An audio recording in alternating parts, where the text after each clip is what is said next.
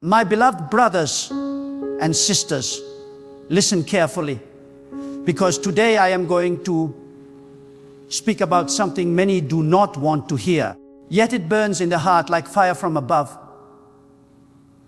It is a truth that has been ignored, watered down, and even rejected by those who call themselves wise. But when God clarifies a matter, who are we to argue? When God sets His word in order, what man has the power to change it? Today, I must speak boldly about the sin of cremation, for God has made it clear. This is not a topic of comfort, but of conviction. This is not an idea of man, but a command of God. Those who have ears to hear, let them hear, for your destiny depends on it. In our world, many traditions rise from the wisdom of men. They call it culture, they call it freedom, they call it a choice. But when God declares a thing as sin, culture cannot save you, tradition cannot excuse you, and freedom cannot justify you. Cremation is one of those things that men have accepted, yet God has condemned. The fire that burns the flesh is not the fire of holiness. It is the fire of defilement. It is the fire of rebellion against the order of God. Do not be deceived. When God made man, He formed him from the dust of the earth, and to the dust he shall return. The body is not ours to destroy. It belongs to God. Even in death, it must be returned to the ground with honor, not consumed by flames like an offering to idols. Think deeply.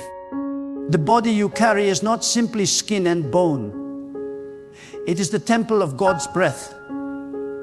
From the beginning, God breathed into man and made him a living being. That same body is sacred, chosen by God. And even when the soul departs, the body holds dignity, because it was fashioned by His hand. To cremate is to dishonor the temple. To cremate is to spit upon the dust that God has sanctified. To cremate is to take into human hands what belongs only to God. The return of the body to the soil. Hear me clearly. Cremation is not just a cultural practice. It is an act of rebellion against the very design of God. Burial is not a human tradition, it is God's command. Every prophet, every servant, every righteous one was laid into the ground, not burned into ashes. From the beginning of time, those who honored God knew that the body must be returned to the earth, for this is the cycle ordained by the Creator.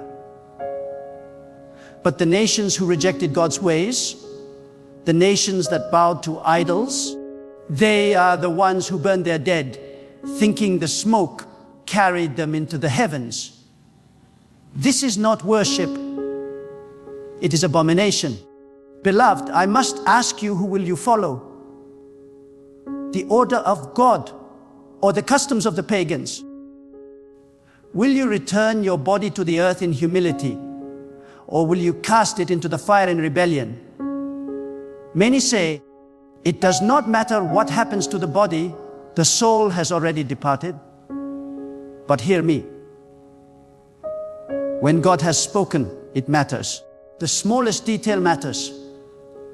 The dust belongs to God. The bones belong to God. The ground waits to receive what God has formed. It is not for you to decide what is sacred or not. It is for God alone. Let me tell you this with authority. Cremation brings a curse upon families who choose it. For when you choose fire over earth, you choose the way of destruction over the way of surrender. Fire consumes in wrath, while earth receives in peace. Fire is the judgment of God, but earth is the cradle of His design. Do not confuse the fire of punishment with the fire of holiness. To burn the body is to place it under judgment, when God has called it to rest in the soil. This is why so many nations walk under hidden curses. They burn their dead, thinking it is noble, thinking it is respectful, thinking it is release. But in truth, they have aligned with rebellion. They have chosen man's way, not God's way. They have mocked the order of dust to dust, and they wonder why their land is cursed, why their families are restless, why their peace is stolen. God is not mocked. What He has ordained, no man can undo. And I speak to those who argue and say, but God is merciful. God does not care about the body after death. Be careful with such words. Mercy does not cancel order. Mercy does not erase law. Mercy is not permission for disobedience. God is merciful to the repentant, not to those who rebel and justify sin. The moment you say, God does not care, you are calling Him a liar, for God cares about every detail He created. He formed the dust, He breathed into it, He commanded the return of it. Do not play with His order. Do not twist His truth to justify man's rebellion. When you bury, you honor God. When you bury, you humble yourself to His command. When you bury, you testify that you came from the earth, and you shall return to the earth. Burial is not just a tradition. It is a declaration of faith in God's design. But cremation is a declaration of defiance, a silent voice that says, I will choose fire, I will choose my own way, I will not return as you commanded. Do you see the danger? Do you feel the weight of this? The fire that men light for cremation is not holy fire. It is strange fire. It is the same strange fire that led nations into idol worship, into sacrificing their children, into offering their dead to gods that were no gods at all. This is why God abhors it. This is why He clarifies it. This is why He warns us not to walk in the ways of the nations, not to follow their abominations, not to mix light with darkness. Beloved, do not be deceived by the softness of culture. Culture will excuse anything. Culture will tell you that evil is normal, that sin is choice, that rebellion is freedom. But when God speaks, culture bows down. When God commands, tradition must die. When God clarifies, there is no room for argument. Cremation is sin because it breaks the command of God concerning the body. It rejects dust to dust and chooses fire to ash. It replaces humility with pride. It takes what is sacred and makes it common. I must tell you with urgency, if your family has practiced cremation, you must repent and break the curse. You must ask God for mercy. You must stand before Him and declare that you will not follow the way of fire, but the way of earth.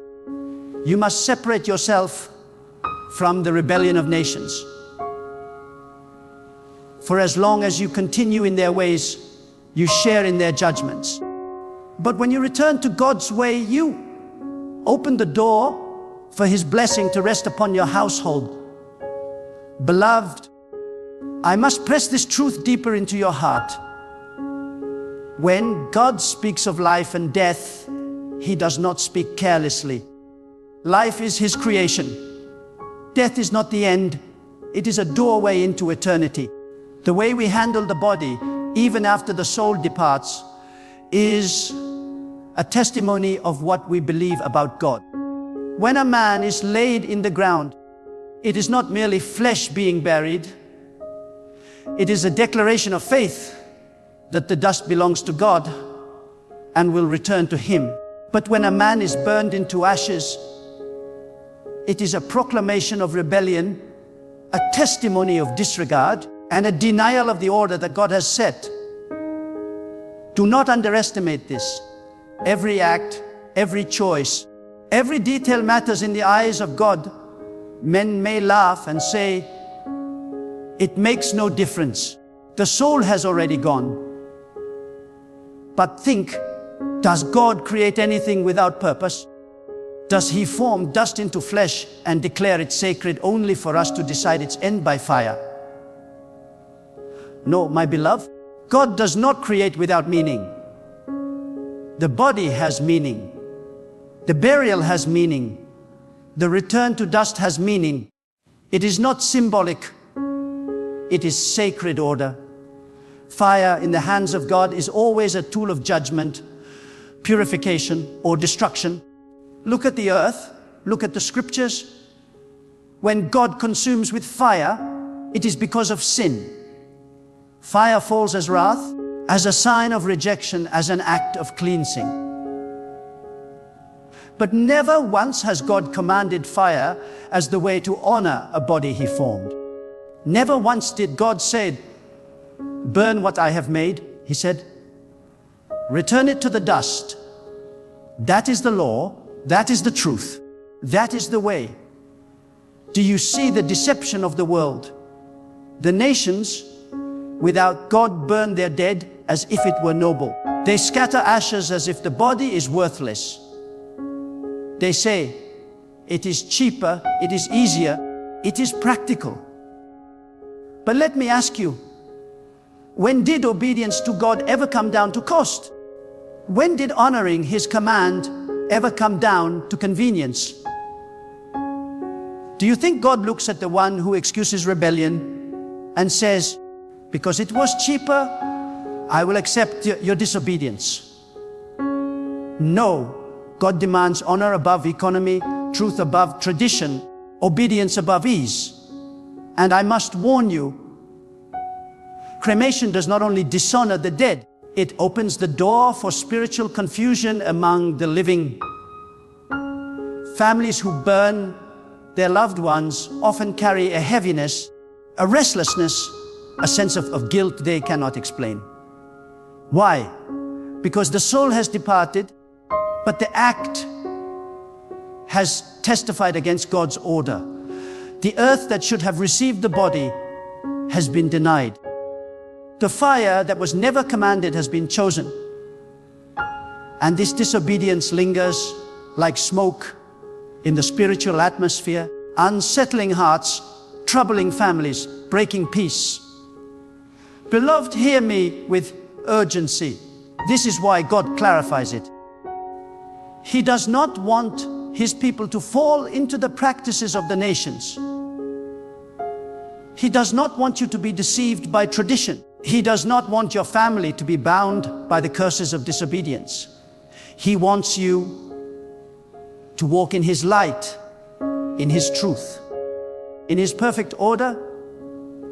He wants you to honor Him in life and in death, in breath and in dust. He wants every part of your being, soul, spirit, and body to testify of His greatness.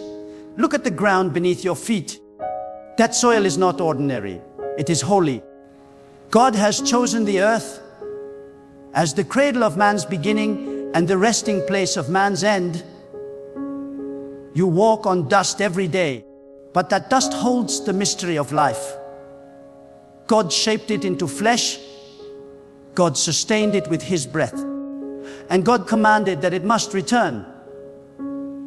To deny the ground its rightful possession is to defy God's decree.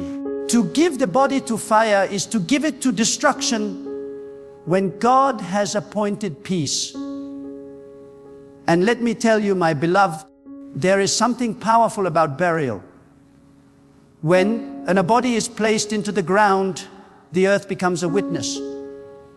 The soil testifies, this belongs to God.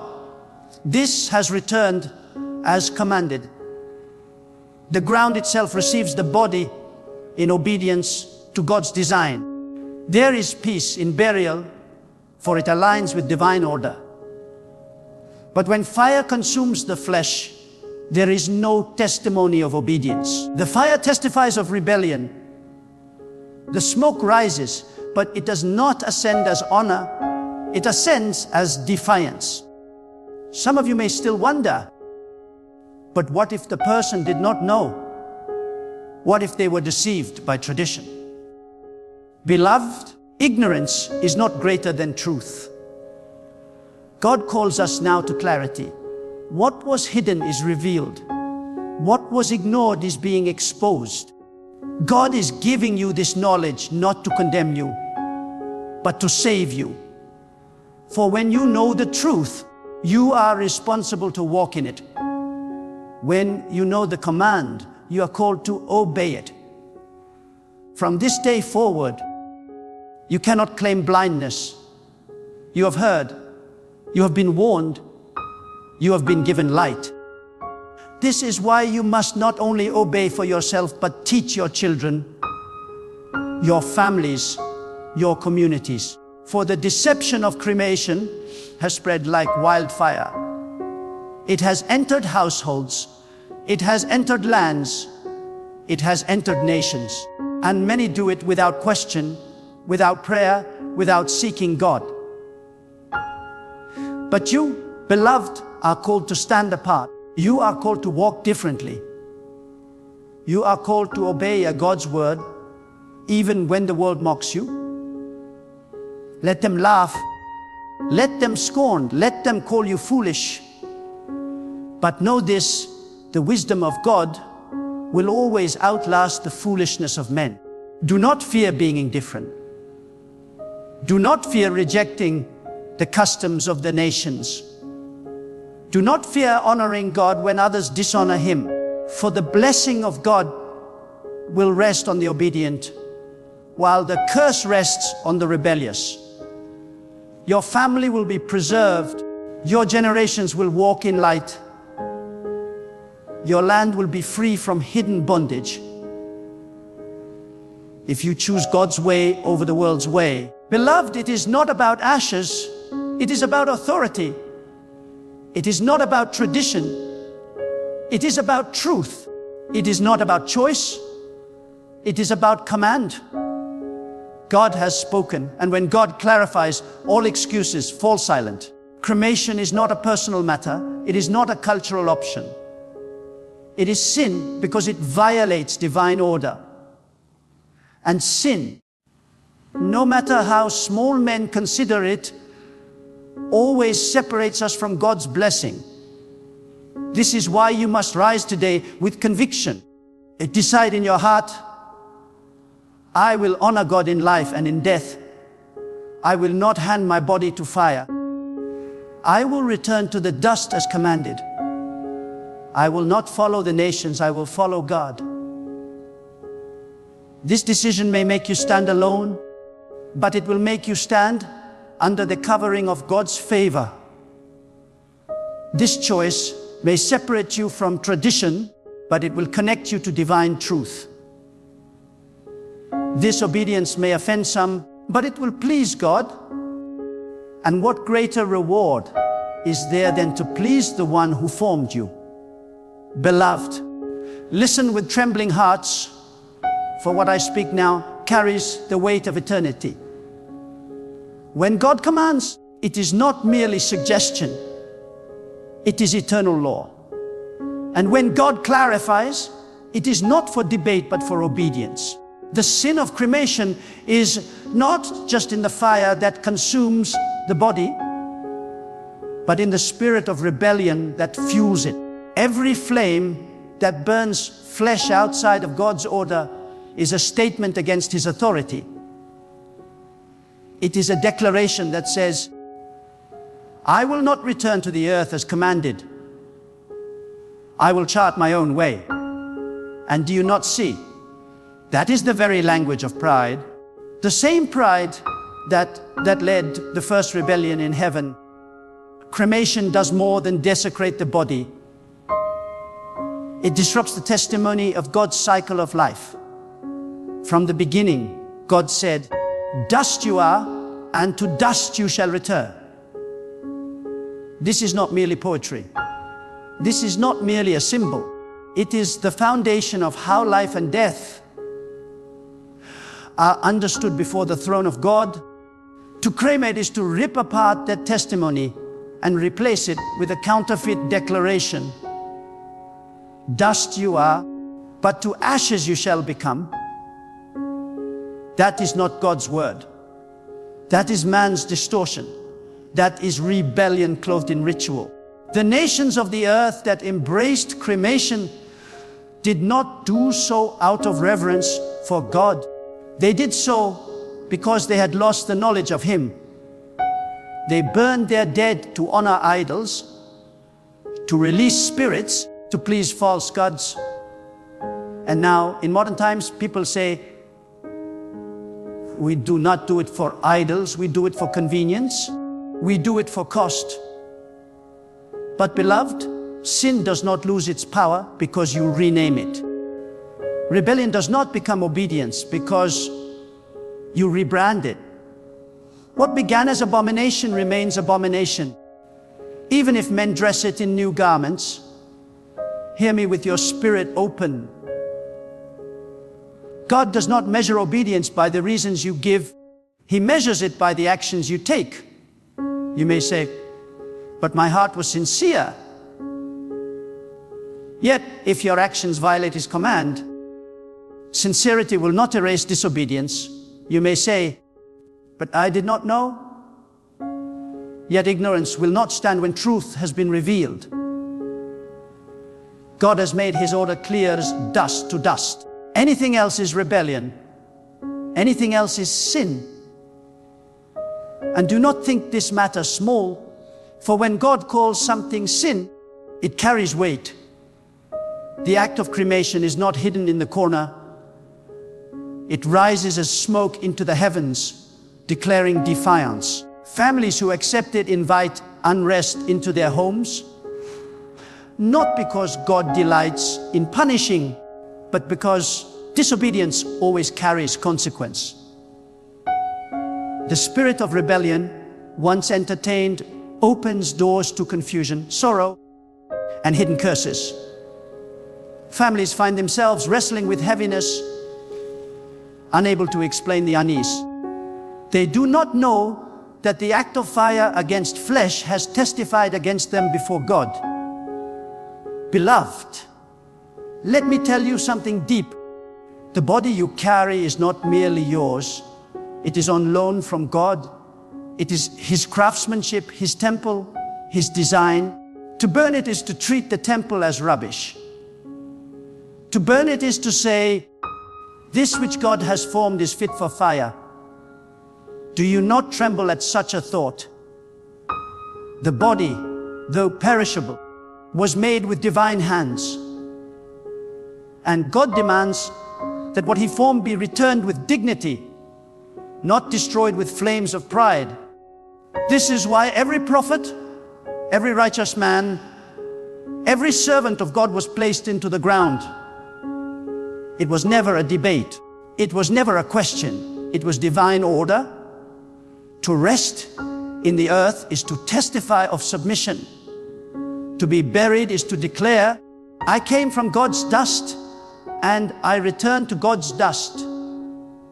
It is humility in its purest form, but cremation robs you of that testimony.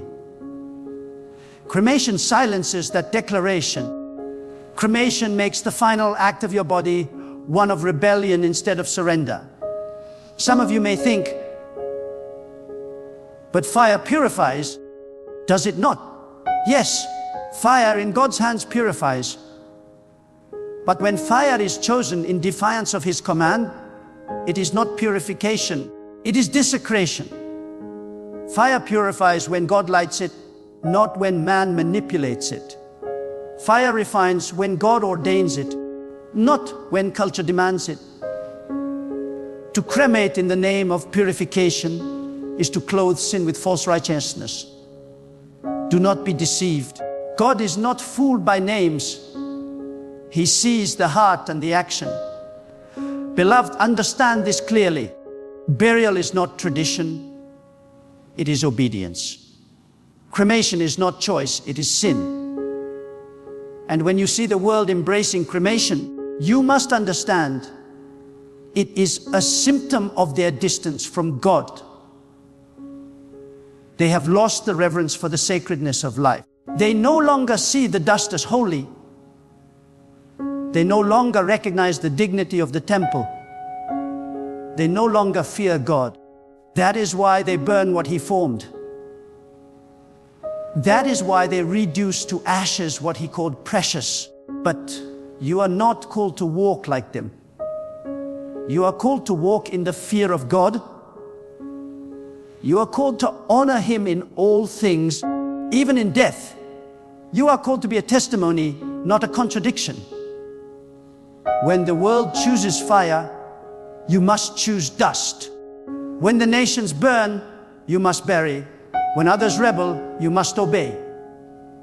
For in your obedience, you carry not only your own testimony, but the testimony of generations after you. Do you not see?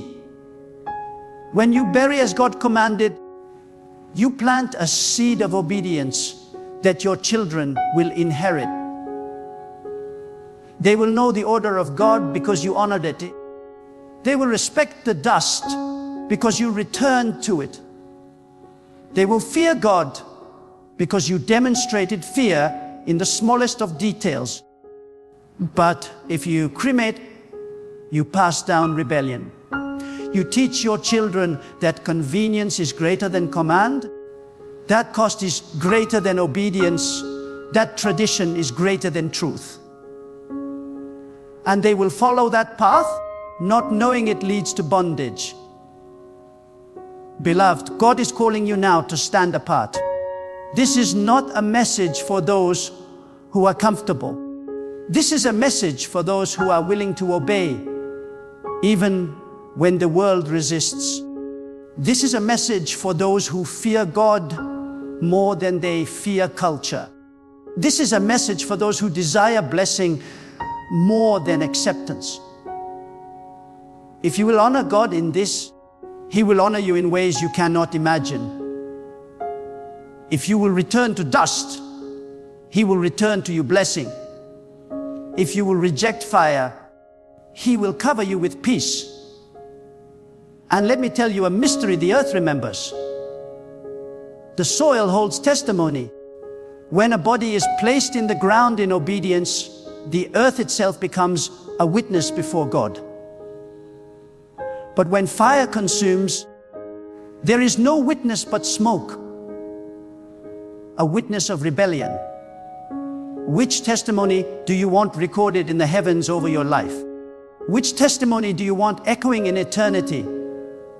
That you obeyed God or that you chose the way of the nations?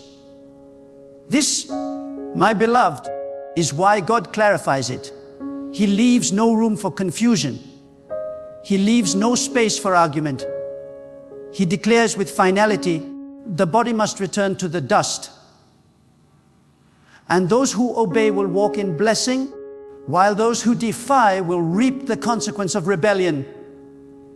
Beloved, hear me again with the ears of your spirit, for this matter must not be taken lightly. The command of God is not a small thing. Every word He speaks carries eternity within it. And when He establishes order, He seals it with His own authority. Dust must return to dust, for that is the decree of the Creator. To cremate is not simply an alternative method. It is a rebellion against that decree. It is to rewrite the command of God with human hands, to trade divine truth for human opinion. And no man can alter what God has fixed from the foundation of the world. Think of this, beloved. Fire was never given to man as a way of honoring the body. Fire, from the beginning, was a tool of God's judgment. It was fire that fell on the rebellious cities. Fire that consumed the disobedient. Fire that served as a symbol of wrath. When you choose fire to end a life, you align the body with judgment instead of rest. You bring the imagery of punishment upon what God declared should be returned in peace. Do you see the depth of this? Do you understand why this angers the heart of God? The fire he reserved for judgment has been twisted into a ritual for the dead. It is a mockery of his order. Burial, however, carries humility. Burial speaks of surrender. To be placed in the ground is to declare, I came from God's earth and I return to God's earth. That act itself preaches a sermon to the living. It reminds those who watch that all flesh is temporary, that pride must fall, that the ground waits for us all. It is a testimony of submission to God's design. But cremation silences this testimony. It shouts instead, I will choose my own end. I will not return as commanded. I will burn, I will scatter, I will take control. And in that moment, the final act of the body testifies of defiance instead of obedience. Beloved, the nations of the world embraced cremation when they abandoned the knowledge of God. They turned their faces from Him and followed after idols. They thought fire would carry the soul into the heavens, but God said no. He alone governs life and death. He alone receives the soul. He alone commands the dust.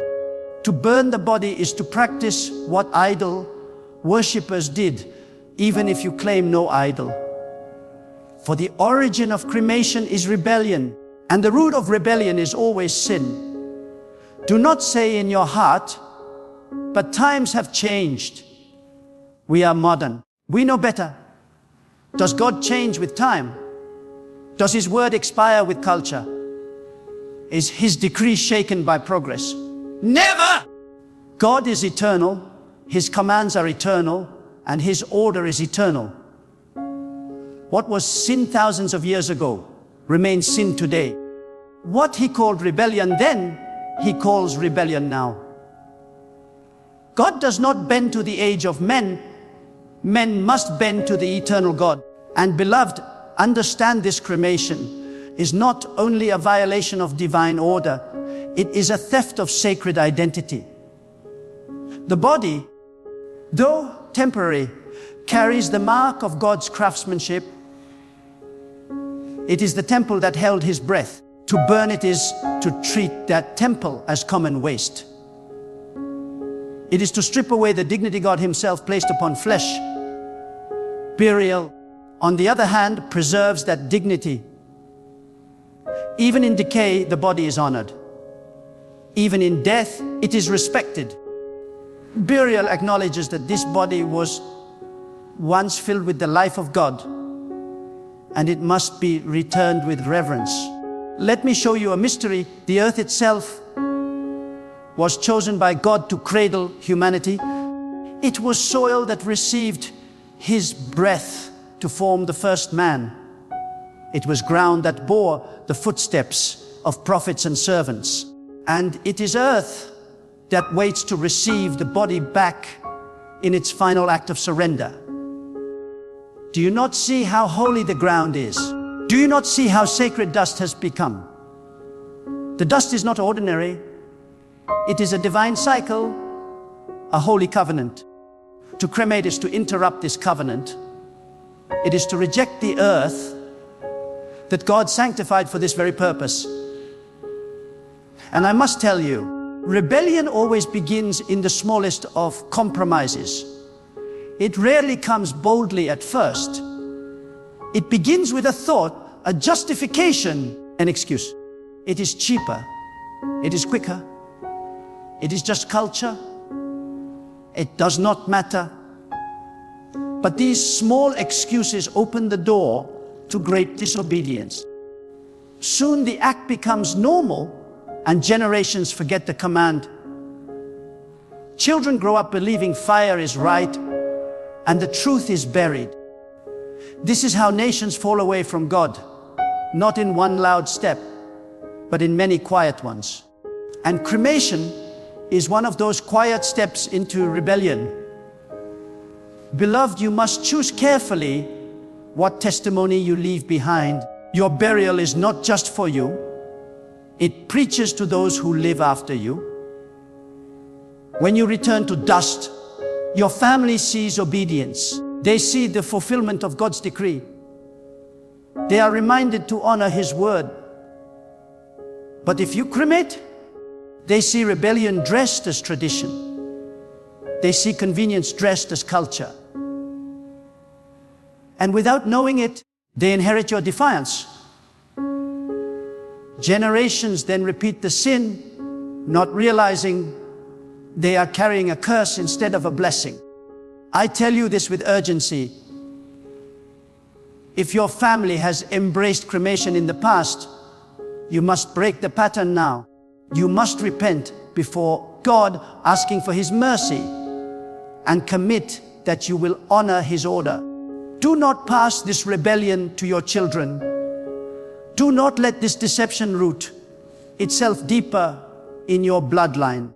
Choose today whom you will serve, the God of order or the traditions of men. Choose dust over fire, obedience over rebellion, blessing over curse. And beloved, let me remind you, obedience always brings blessing. It may cost you more. It may look strange to the world. It may invite questions or even mockery. But obedience opens the heavens. Obedience invites God's covering. Obedience places your family under divine protection. Do not trade blessing for convenience. Do not exchange favor for ease. Stand firm, honor God, and let your final act be one of surrender, not defiance. For the smoke of cremation rises for a moment and disappears, but the testimony of burial lasts for generations. The ashes speak of rebellion, but the dust speaks of obedience. The fire testifies against you, but the soil testifies for you. The choice is clear. God has spoken, God has clarified. Dust to dust, not fire to ash.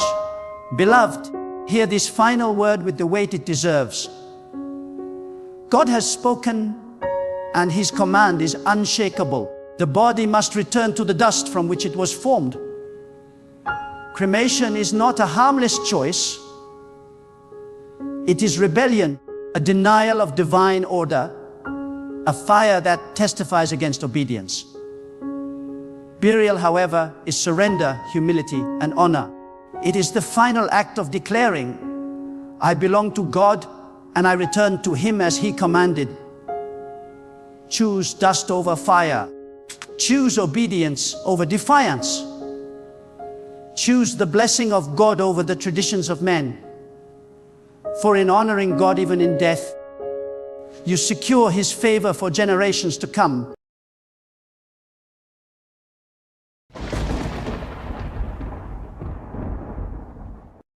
My beloved, listen closely, because I must tell you what your spirit has been waiting to hear.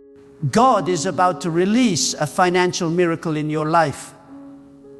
I am not speaking of ordinary blessings, not of small, casual favors that pass unnoticed, but of the kind of breakthrough that shifts the entire direction of your future. There are moments when heaven leans down, when God looks at the struggles of His children and says, it is enough. Now I will lift them. Now I will open doors no one can close. Now I will make a way where there has been no way. I believe with every fiber of my being that you are standing at the edge of such a moment. So many of you have walked through deserts of financial pain. You have cried in silence because the debts weighed heavier than your strength. You have watched opportunities slip from your hands as though the world was against you. You have tried, you have labored, you have prayed until your voice broke in the night. And still you wondered, when will you remember me? Let me tell you this with boldness. God never forgot you. Every tear you shed has been recorded. Every cry of your heart has been heard. Every sacrifice you made when no one else was watching has risen like incense before Him. And now the season is shifting. What was withheld is about to be released. When God moves, He does not move with limitation. He does not trickle blessings as men do. He pours out abundance until there is no room left to contain it. He turns empty nets into nets breaking with fish, barren fields into harvest overflowing, dry hands into hands that cannot carry all that is given. That is the God who is about to visit your house. That is the God who is about to speak into your situation. That is the God who is preparing to pour out a financial miracle so extraordinary that even your enemies will have to say, surely this is the hand of God. But you must understand this: a miracle is not random. A miracle is a divine appointment.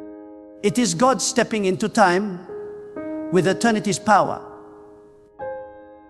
And for those who have been faithful in the little, for those who have trusted Him when every door was closed, for those who refused to curse Him in the night of lack but kept their faith alive, this miracle is for you. It is not by chance that you are hearing these words now.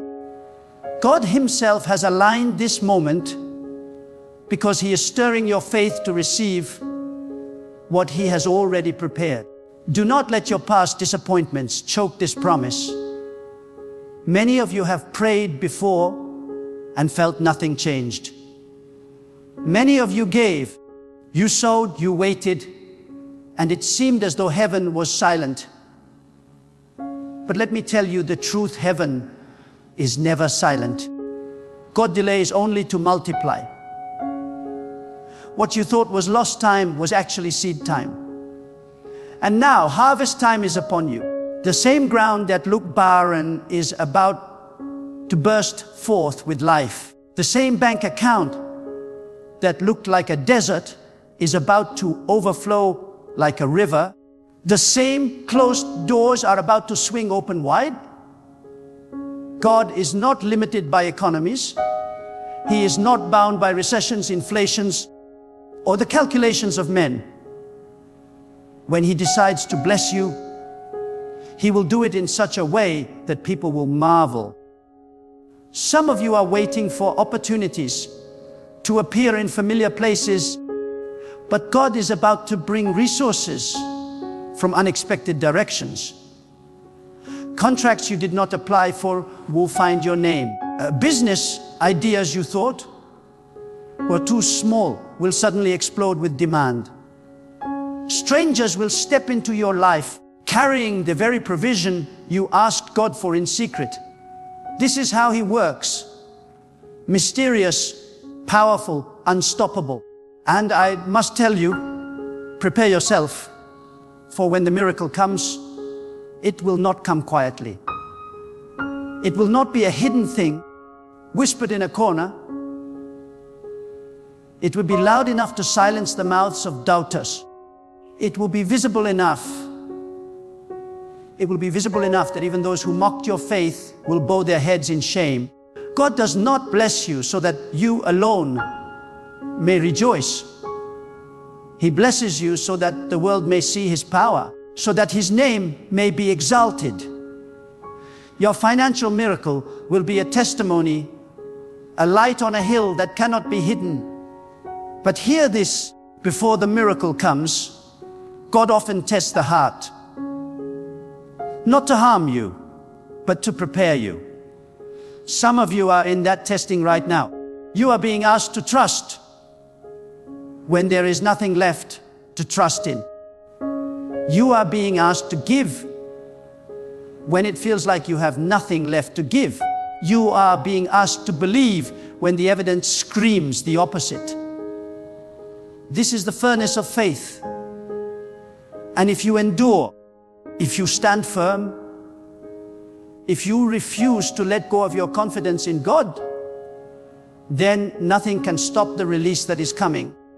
I tell you boldly, your poverty will not define you. Your debt will not bury you. Your lack will not destroy you. God is about to reverse what the enemy tried to lock you in. You may have started at the bottom, but you will not remain there. You may have been ignored, overlooked, underestimated, but the hand of God is lifting you into a place of influence, into a position of overflow. You will not only have enough for your needs, but you will have more than enough to become a blessing to others. That is the true sign of God's miracle. Not just survival, but overflow. My friend, prepare your heart. Prepare your faith. The sound of abundance is near. The smell of rain is in the air. The drought is ending. The famine is breaking. The chains of financial bondage are being shattered. God is standing over your life with power, and He is saying, now is the time. Now is the moment. I will release my provision, and nothing will stop it. Then hear me, because this is not the time for faint-hearted faith. This is the time for bold confidence in God. When God is preparing to release a financial miracle, He does not look at what you lack. He looks at the seeds of trust you have planted in the soil of faith. Many people believe that money alone will solve every problem, but money without God is like a river with no banks. It spills everywhere and destroys more than it blesses. But when God releases a financial miracle, it is not only about money, it is about order, wisdom, discipline, and favor. It is about shifting your entire atmosphere from scarcity into divine provision. There are some listening right now who feel trapped in cycles. Every time you rise a little higher, something pushes you back down. Every time you begin to save, a crisis wipes it out. Every time you dream bigger, something whispers, it will never happen for you. But let me declare to you, those cycles are breaking. God is not bound by the patterns of your past. He is not limited by the failures of yesterday. When He moves, He severs chains that have been in your family line for generations. Debt that ran through your bloodline will stop with you. Poverty that lingered for decades will not cross into your children's lives. Because when God releases a financial miracle, He writes a new story over your household. You see, God does not simply provide to meet a need. He provides to establish His name in your life. Think of this. When you had nothing and still survived, it was God. When you thought the door was closed and yet something came through at the last minute, it was God. When the calculations on paper said it was impossible, but somehow the bill was paid, it was God. And if He carried you this far with the little,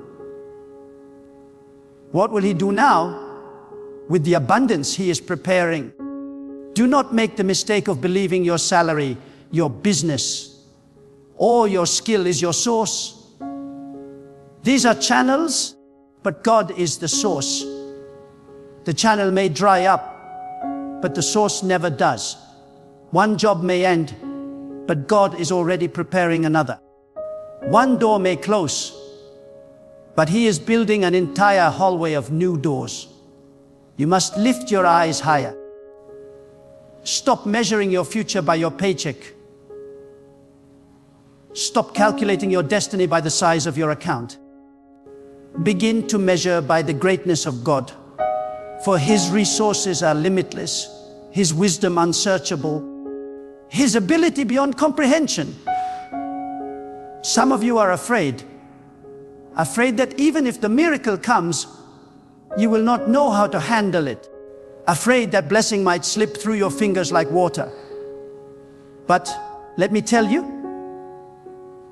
when God releases abundance, He also releases wisdom. He teaches you how to steward what He gives. He trains your hands for increase. He sharpens your mind for opportunity. He strengthens your character for responsibility. A financial miracle from God does not destroy, it builds. It does not confuse, it clarifies. It does not overwhelm. It positions you to stand as a testimony of His faithfulness. I must also tell you this truth. Miracles are often preceded by instructions.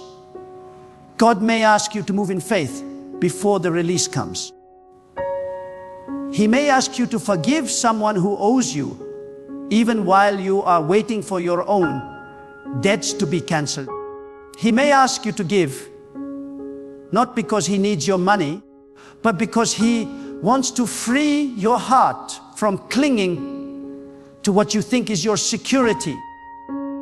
He may ask you to trust Him enough to take a step that looks risky to the eyes of men, but is obedience in the eyes of heaven. Every act of obedience is like a key unlocking the vault of God's provision. Do not despise small beginnings. The miracle may not come in a flood at first. It may come as a trickle that grows into a river. But recognize it, honor it, and do not doubt it. God sometimes tests whether you will celebrate the small provision before He entrusts you with the larger one. If you can bless His name over 100, He will trust you with 1,000. If you can honor Him with a little opportunity, He will give you a greater one. The miracle is not just about the amount. It is about the transformation of your perspective. Let me tell you, many are waiting for financial miracles, but few prepare for them. Do not be caught unready. Build the vessel now, so that when the oil flows, it does not spill. Organize your life. Clear the clutter. Align your priorities with God. Position yourself in excellence, because when the release comes, it will come swiftly. You will not have time to prepare then.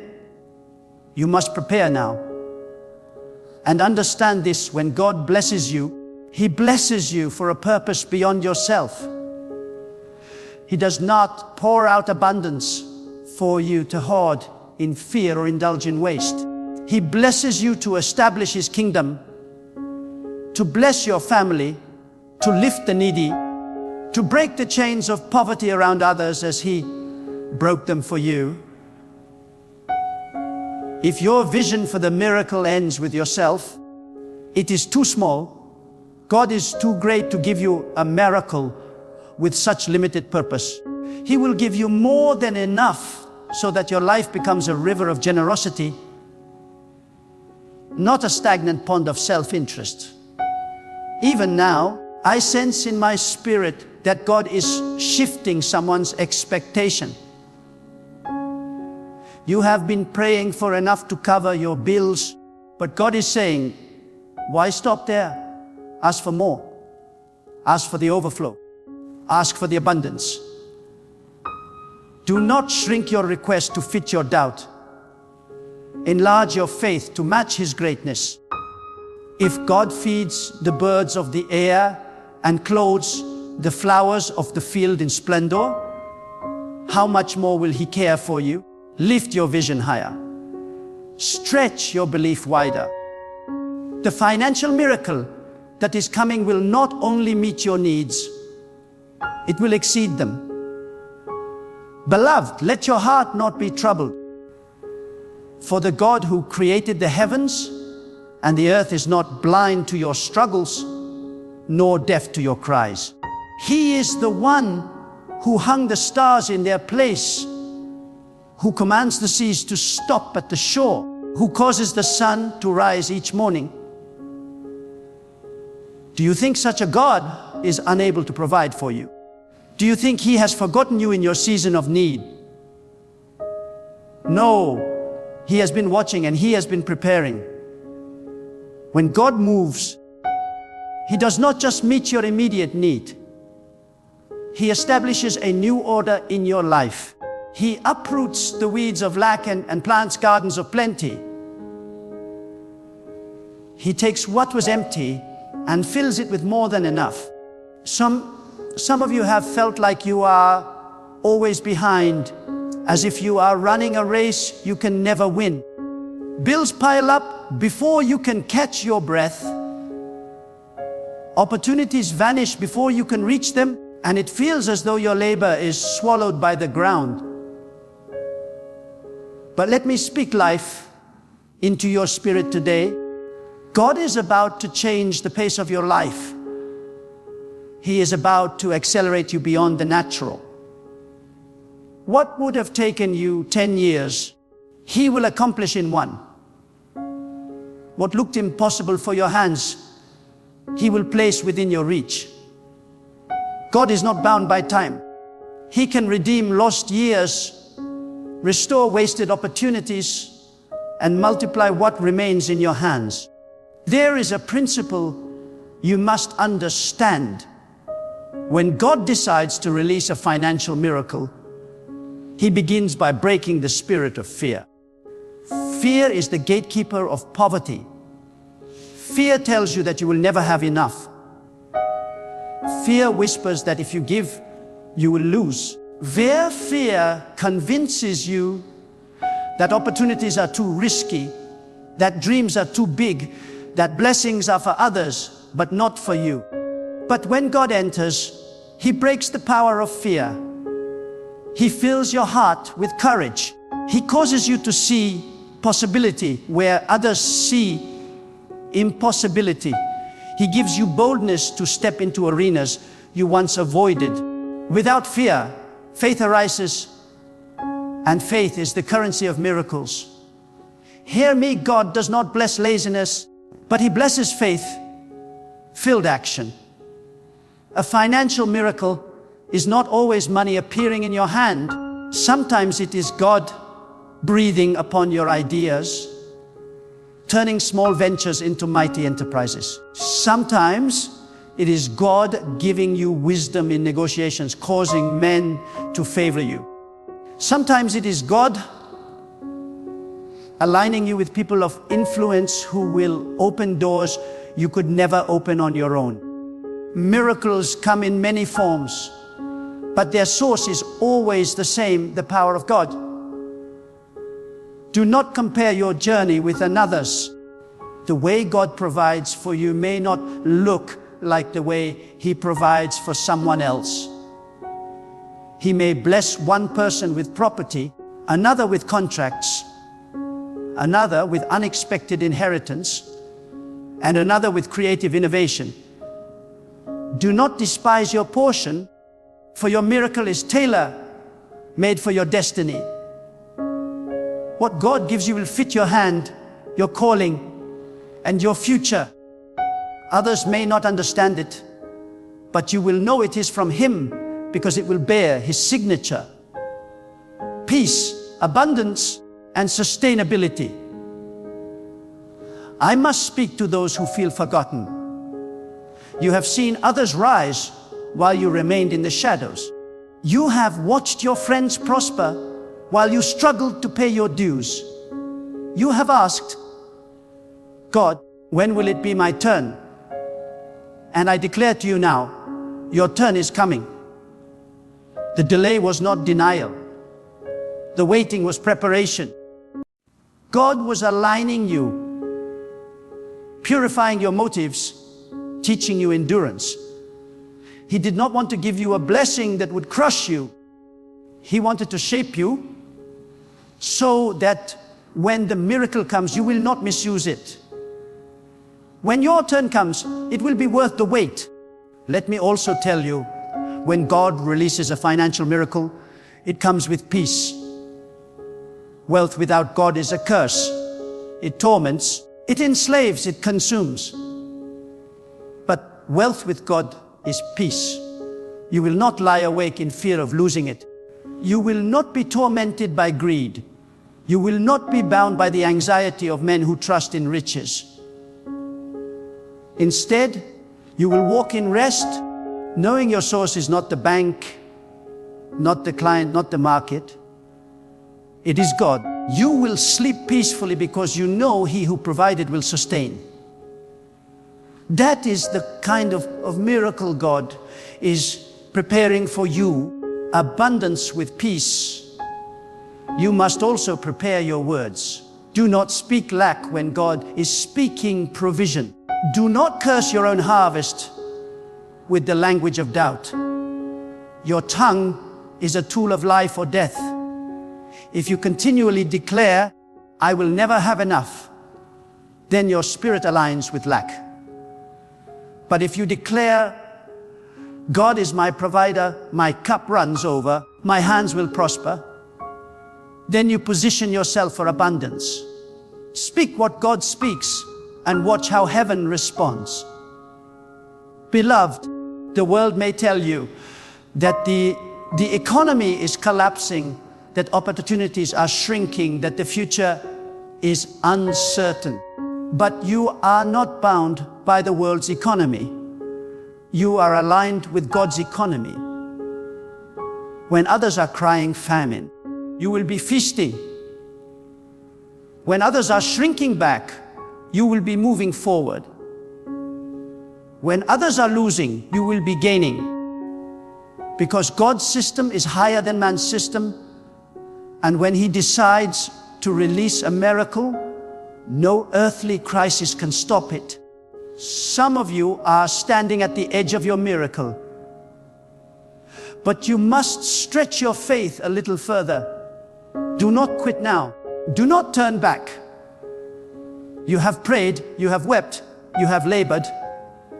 Now lift your hands and expect. Expectation is the womb of manifestation. When you expect, you create a space for God to fill. When you expect, you show heaven that you are ready to receive. Keep your expectation alive, for God is faithful, and He is about to pour out what you have long awaited.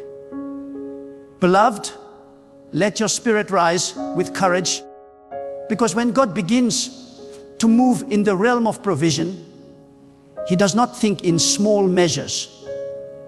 He is the God of overflow, the God who multiplies beyond calculation, the God who takes what is insignificant in human eyes and magnifies it until nations marvel. The financial miracle He is about to release into your life is not designed to merely get you by. It is meant to shift your story, to turn your wilderness into a testimony, to silence every voice that ever mocked your faith. Do not forget this. God is a God of suddenlies. You may have been in struggle for years, but in a single moment, He can reverse it. One connection, one idea, one open door, one unexpected opportunity. This is all it takes for God to alter the course of your financial destiny. And when it comes, it will not come as a trickle of relief. It will come like a flood that sweeps away the dryness of your past. That is why you must remain alert, watchful, and ready, for the miracle is often hidden inside what looks ordinary. Many of you are waiting for a bag of money to drop from the sky, but God often works differently. He plants ideas in your heart that others overlook. He positions you in the path of people who carry the key to your next level. He gives you courage to step into a business you once thought too risky. He whispers wisdom in the quiet of the night that becomes the foundation of your breakthrough. And when you act on it, when you obey, you will see that what seemed small was actually the doorway to abundance. God delights in multiplying the little that is surrendered to Him. Now, I must speak to those of you who have allowed despair to take root. You have convinced yourself that financial freedom is for others but not for you. You have said, maybe this is just my portion in life. Beloved, do not limit what God can do with the language of hopelessness. You are not forgotten. You are not condemned to struggle forever. God's plan for your life is not defeat but dominion, not scarcity but sufficiency, not bondage but liberty. If He feeds the beasts of the field and waters the deserts with rain, will He not also provide for you, His beloved? Lift your eyes. Your future is brighter than your past. Some of you think your background disqualifies you. You say, I was not born into wealth. I have no connections. I have no education. I have too many failures behind me. But God is not impressed by human credentials. He does not need you to have the right family name or social status to bless you. He does not require a perfect resume to lift you up. When He decides to bless, He bypasses every limitation and rewrites your destiny. He raises the forgotten. He promotes the overlooked. He chooses the least likely and makes them a spectacle of His glory. The financial miracle about to touch your life will not be the result of your pedigree. It will be the signature of God's favor. And when the miracle comes, it will not only change your bank account, it will change your identity. No longer will you see yourself as one who barely survives. No longer will you see yourself as a struggler in the shadows. You will see yourself as one sustained, equipped, and empowered by the Most High. You will walk with new dignity, with new boldness, with new influence. God's blessing will not only give you resources, it will give you confidence to step into arenas you once feared. But let me warn you, with great blessing comes great responsibility. God does not pour wealth into idle hands. He does not bless so that you may waste. He blesses so that you may build. He provides so that you may sustain others. He prospers you so that His name will be glorified through your generosity. Do not clutch the miracle with selfishness. Let it flow through you as a river. The more it flows, the more it grows. But if you dam it up in fear or greed, it stagnates and rots. God is preparing you not only to receive but to release, not only to gather but to give. The financial miracle that is coming to your life is also coming to break curses that have tormented your bloodline. Some of you have inherited cycles of debt, lack, and mismanagement. You grew up in households where poverty was normal, where money was always short, where opportunities were scarce. But hear me now, it stops with you. God is raising you up as a breaker of cycles, a destroyer of chains, a pioneer of a new story. Your children and grandchildren will not know the poverty you endured. They will grow up under the shadow of abundance because God has chosen you to carry the mantle of provision. Beloved, align your heart. Purify your motives. God searches the heart before He releases the miracle. If your only desire is to boast in riches, your hands are not ready.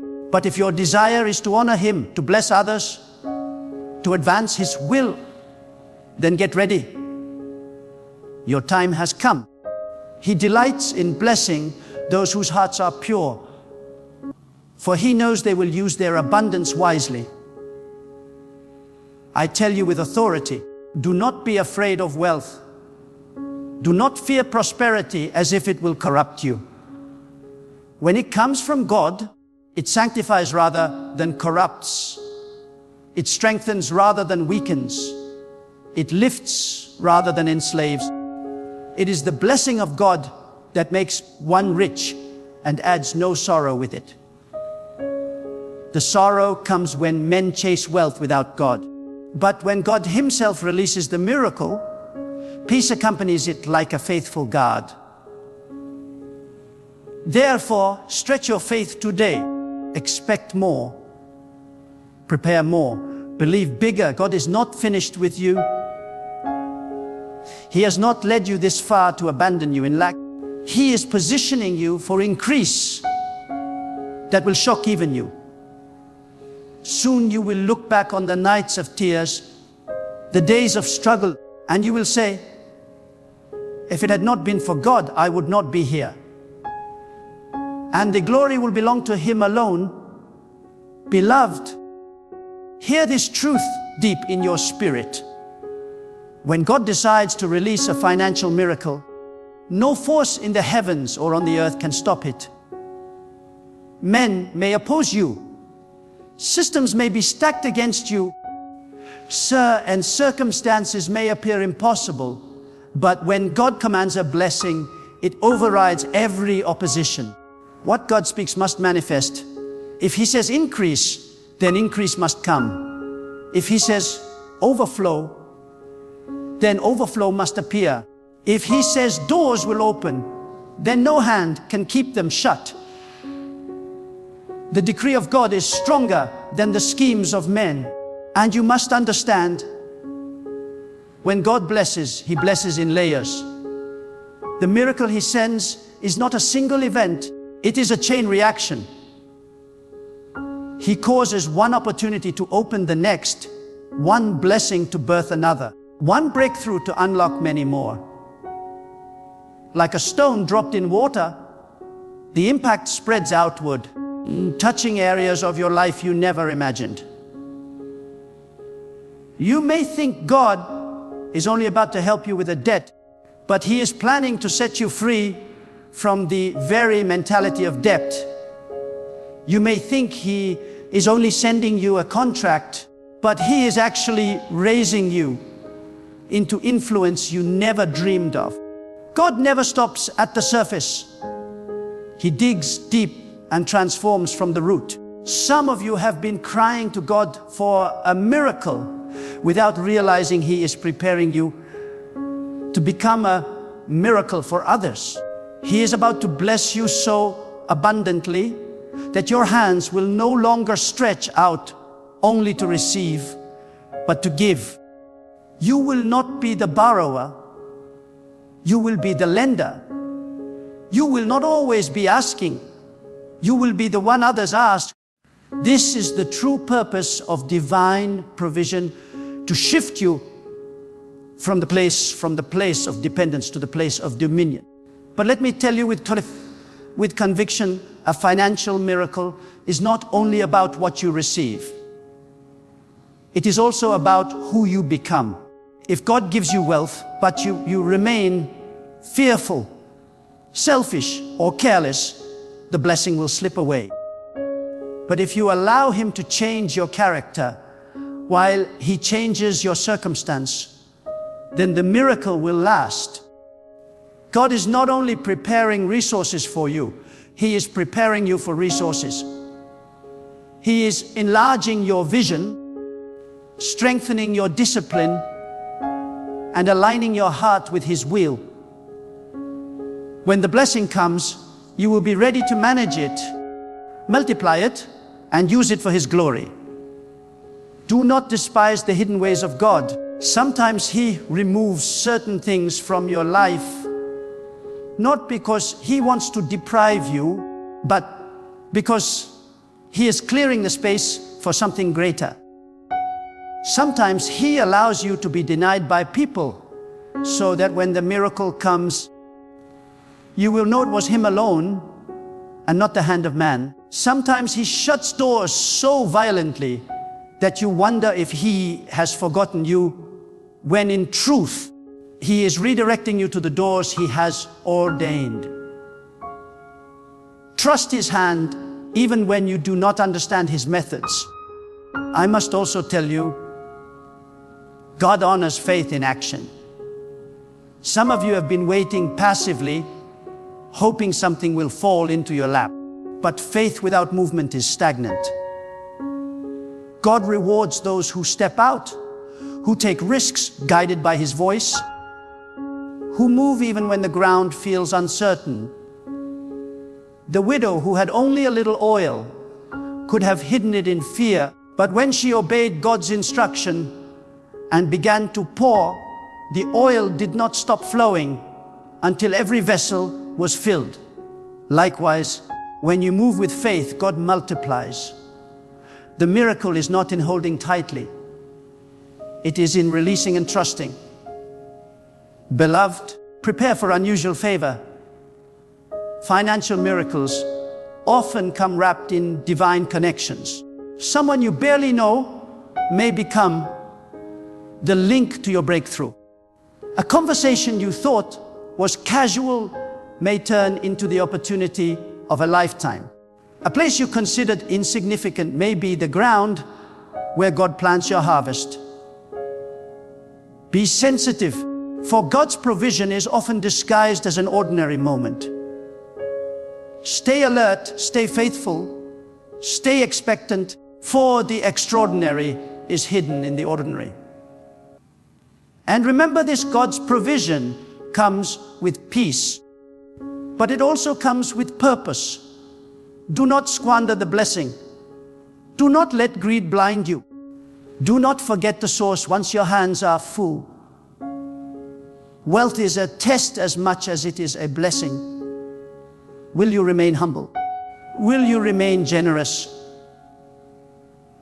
Will you remember that everything you have belongs to God? The true miracle is not just in receiving abundance, but in remaining faithful once you hold it. I speak to those who feel weary, those who say, I have been waiting too long. The wait has not been wasted. While you thought nothing was happening, was arranging everything in perfect order.